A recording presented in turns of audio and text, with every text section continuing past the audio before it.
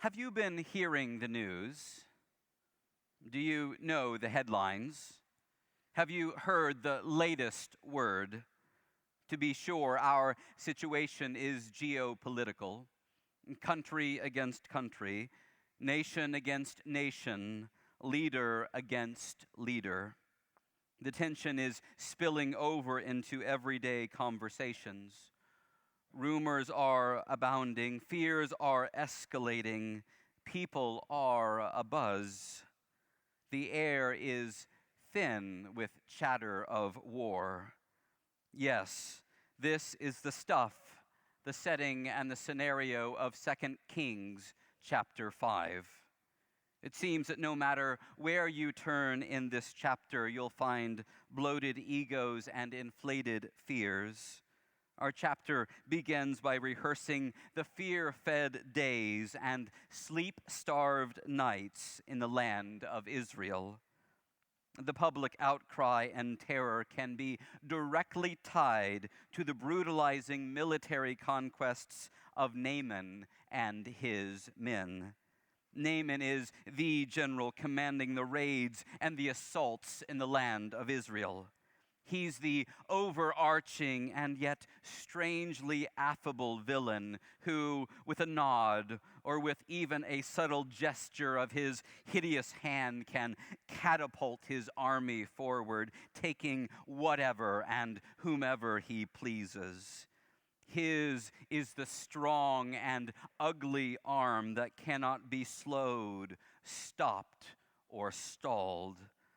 The scholarly conjecture is that perhaps General Naaman, commander of the foreign king's army, is in fact the real foreign ruler and enemy to Israel.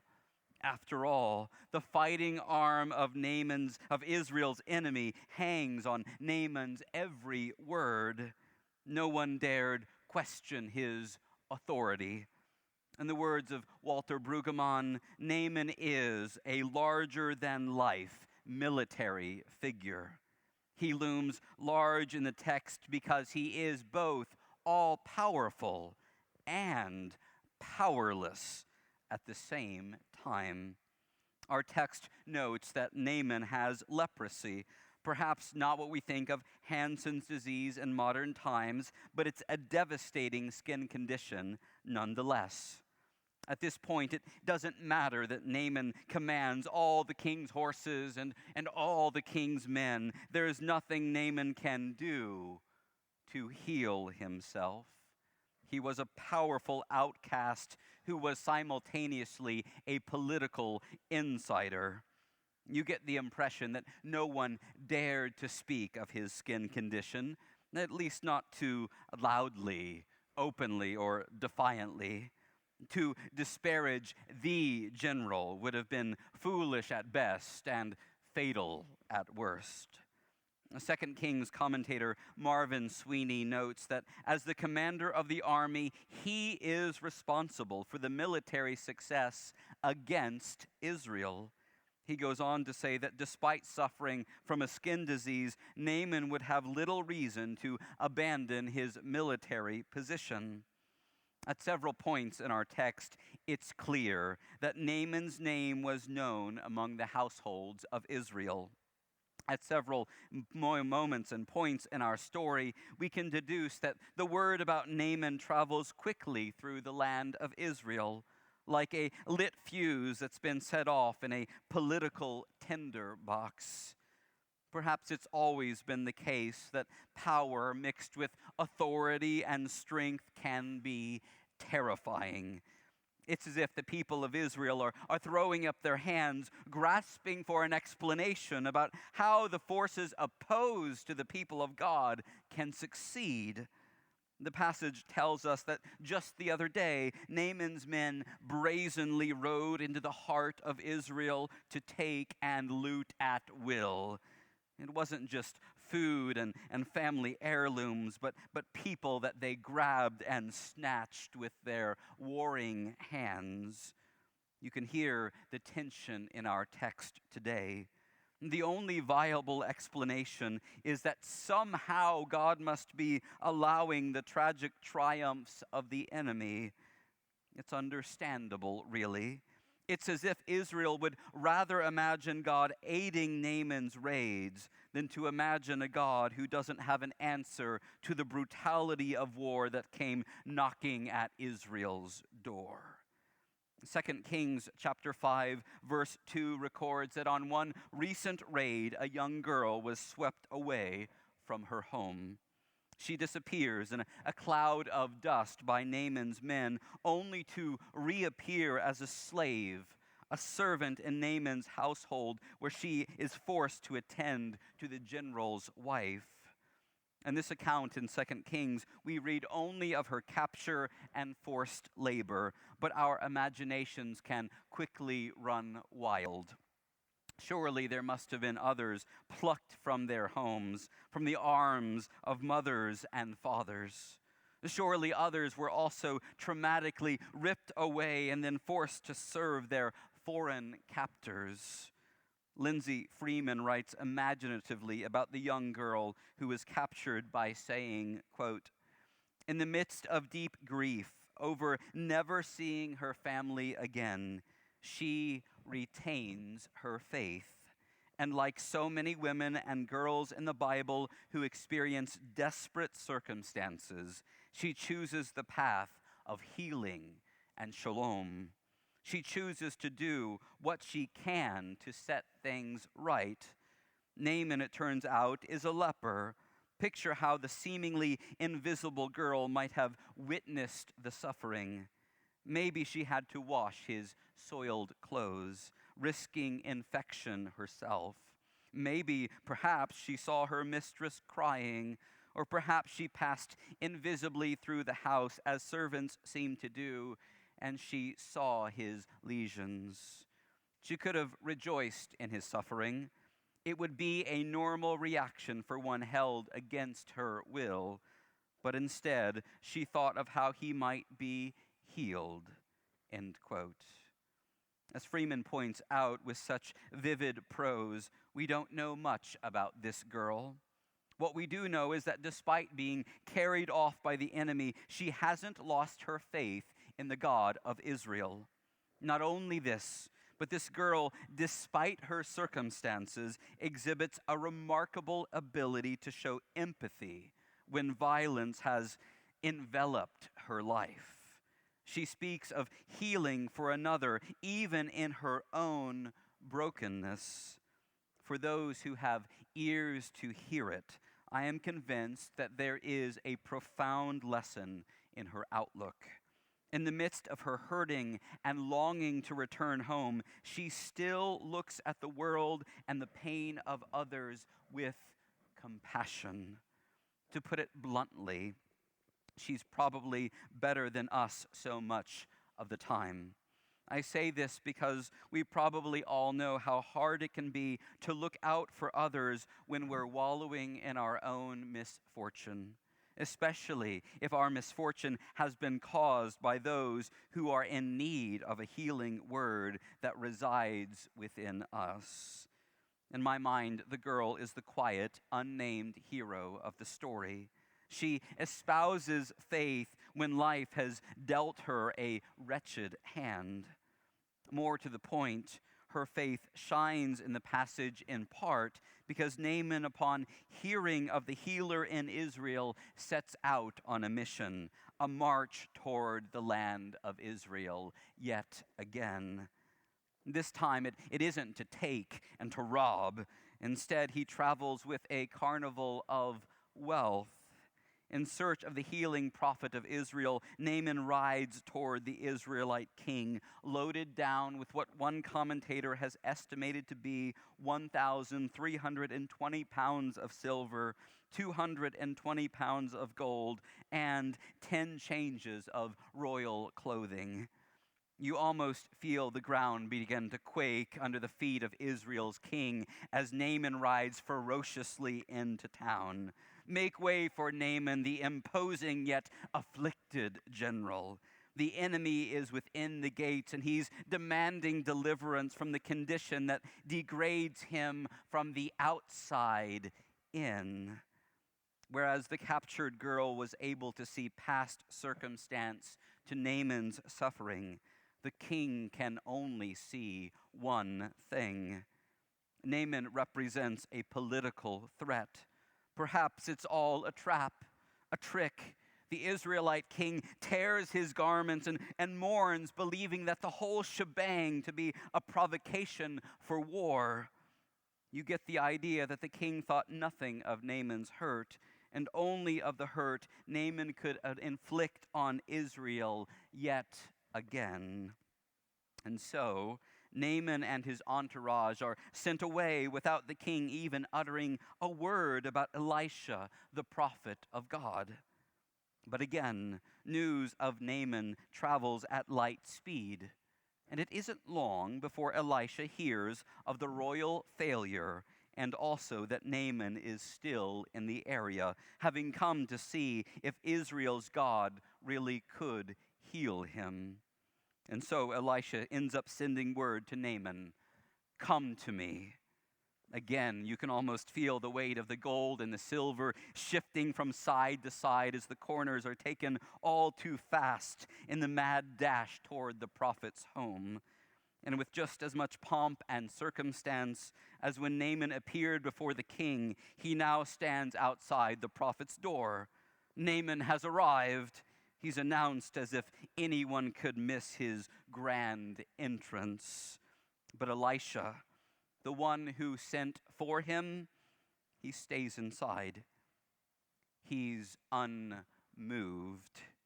It's a tension-rich moment. The powerful general with puffed out chest has come for a hearing and ultimately for a healing.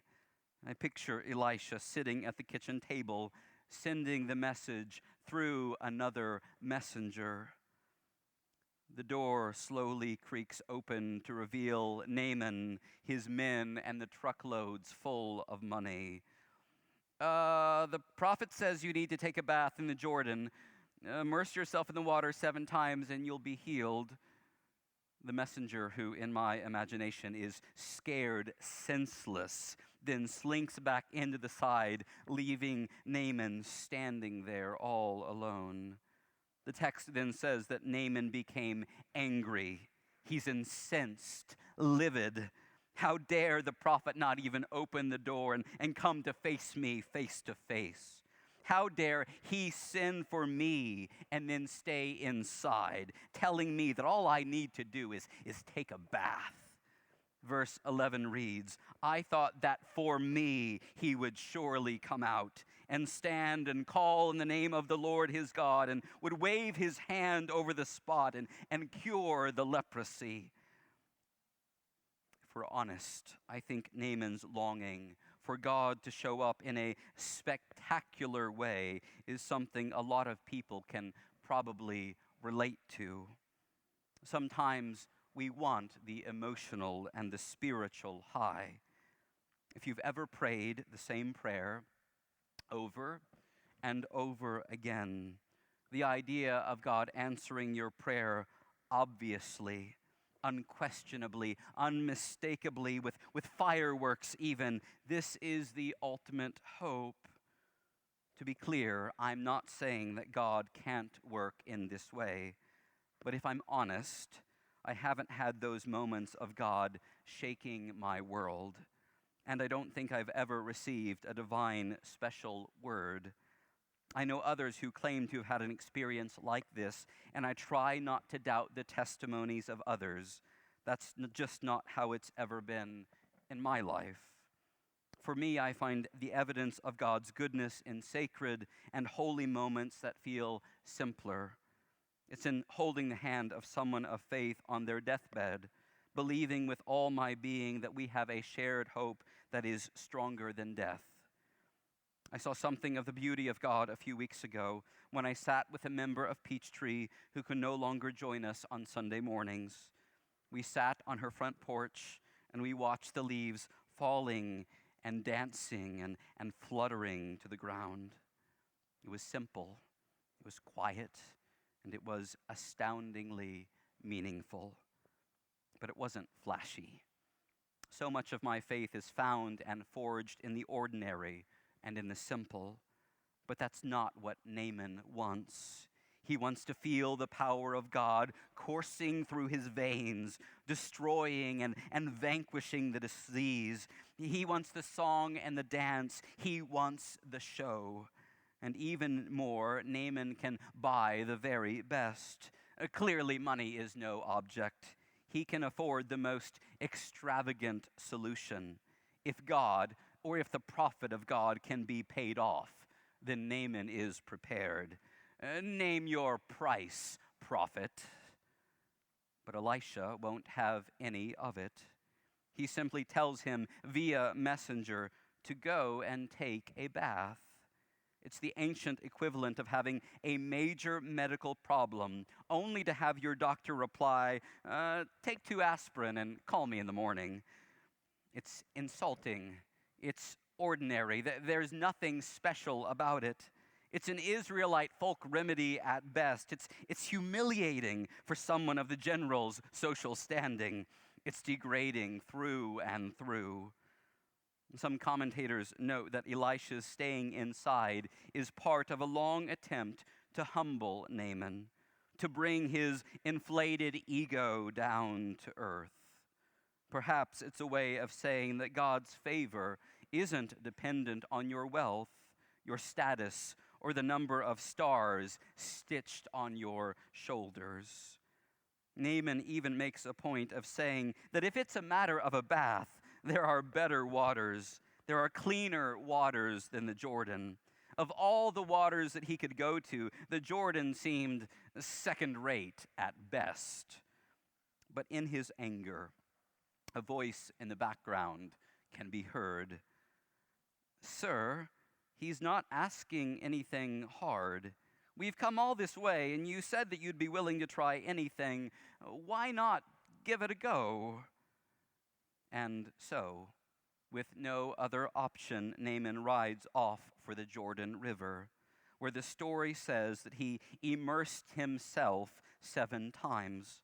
Upon coming up out of the water for the 7th time, his skin is transformed. In the Hebrew, it notes that his skin is like that of a baby's flesh. He's practically a Johnson & Johnson ad. The point is that God was at work in the ordinary stuff of life. Don't miss the irony here. Naaman becomes clean in the very waters that he had just deemed to be unclean. As an aside, the story of Naaman's immersion has received a lot of treatment in Christian reflection. In part, it's a story about the outsider, the foreigner, and the enemy receiving the grace and healing of God by being immersed in the very same waters where Jesus was later baptized. The theological point here relates to the fact that in the kingdom of God, baptismal water is thicker than blood. Put another way, even those outside the family and boundaries of Israel are invited to be joined in God's redemptive and life-transforming story. Notably, upon Naaman's exiting the waters, he gallops off to Elisha's house for a 2nd time, and this time Elisha goes out to greet him. We seem to find that the pretense is now dropped. Naaman finally understands. Our story this morning ends with the words, "Now I know that there is no God in all the earth except in Israel." Truth be told, I've wondered about the sermonic point in all of this. I actually think there are a number of final conclusions that we can make. There are many morals to this story. And going back to the young girl, perhaps we would do well to remember to look for how we can speak words of hope, even when we're hurting or in need of healing ourselves. Henry Nouwen writes of what it means to be a wounded healer. This story reminds that hurting people can still be helping people. This is the entire sermon for some of you. Or perhaps I should remind you once more of the king's folly. In the presence of someone else's pain, he could think only of himself and his world. In a way, the Israelite king is the foil to the girl's empathetic character. He gets so caught up in the political scrum of life that he fails to point Naaman to a place of health. The sage lesson we need to hear is to be careful of being so transfixed on your own fears that you fail to see the needs of others standing right in front of you. This, too, is a sermon. And then there is Elisha the prophet. In this account, his character feels a bit enigmatic. It's obvious that he has compassion. He's the character that calls and invites Naaman to come near. But it's odd how he keeps Naaman waiting. I keep coming back to that strange and tension-riddled moment. To the best that I can tell, this action wasn't because Elisha was afraid, but rather because Elisha believed deep down that faith wasn't a matter of prestige or pretense. Beyond this, Elisha's instructions reinforce the kind of faith that many of us share and cling to, a faith that doesn't always come with a parade, but rather a faith that takes heart and hope in the everyday waters of life. And even though it's a miracle story, I think Elisha somehow holds out an everyday faith for all of us. Elisha reminds that a simple faith and trust can be transforming. It can bring healing and peace. And last but not least, there's Naaman. I'm really not sure if he's still the villain at the end of it all. At least for a moment, he says the right thing. He acknowledges God, and as the text goes on to detail, he realizes that God's power isn't something to be bought or manipulated with gold or silver. Elisha will go on to tell him that God's favor was never for sale. God's action in the world was a result of God's boundary-crossing love. Naaman simply had to have the courage to accept God's healing that didn't comport to what he imagined. I've wondered this week what went through Naaman's head when he finally got back home. There's so much room to speculate. Does he send the unnamed girl home? What goes through his mind? Does he keep warring through the people of Israel? Perhaps the lesson I take in the end is the lesson that the unnamed girl already knew. It's simply this: even our enemies know pain that is real. Naaman reminds us that everybody hurts at one time or another. The powerful reminder is that God sees the pain, be it skin deep or from the inside out.